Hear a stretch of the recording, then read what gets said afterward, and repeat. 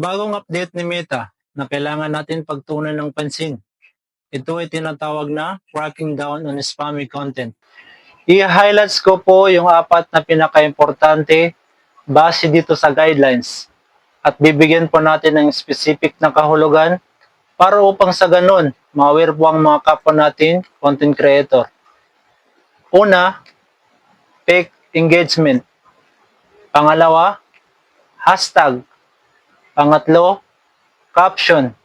Pangapat, comment feedbacks or mga fake account. Unahin natin ang fake engagement base dito sa guidelines. Comments that we detect are coordinated. Fake engagement will be seen less. Ibig sabihin, pag nanonood kayo ng isang content, dapat kailangan nyo po itong tapusin kung anong pinapanood ninyo at mag-comment ayon sa buod ng pinapanood ninyo. Kasi pag hindi angkop ang comment mo doon sa video na pinapanood mo, maaaring i-hide ka ni Meta. Number 2, ito yung tinatawag na hashtag. Base dito, irrelevant hashtag can cause your content reach suffer into long run. Reminders, ang laki ng mga roles ng mga hashtag na yan. Gagamitin natin yan sa video na ina-upload natin. As for study, 5 hashtag lang dapat ang gagamitin natin. And make sure po na relevant or kung anong buod ng kwento na yan. Iswak kung baga. Hindi porkit maraming gumagamit ng hashtag na yan or trending is gagamitin mo na. Kahit hindi konektado doon sa video na ginagawa mo. Number 3, ito yung tinatawag na caption.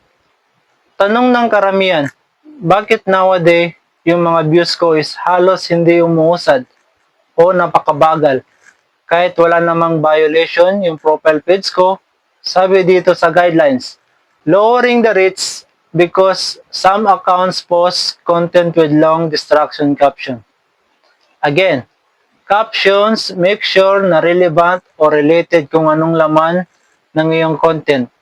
Or caption and hashtags na gagamitin is kailangan coordinated or ibig sabihin na ayon o exactly kung anong laman ng ipopost mo na video. Number 4, ito po yung tinatawag na comment feedback. Make sure kapag nakikipag-engage po tayo is yung makatotohanan. Hindi po yung budol system na tinatawag nila.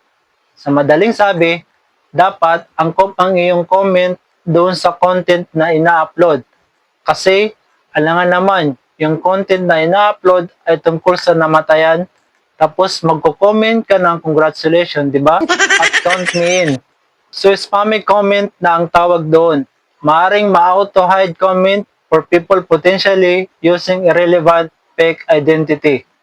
So ngayon, alam nyo na maliwanag kasi karamihan hindi naniniwala doon sa fake engagement.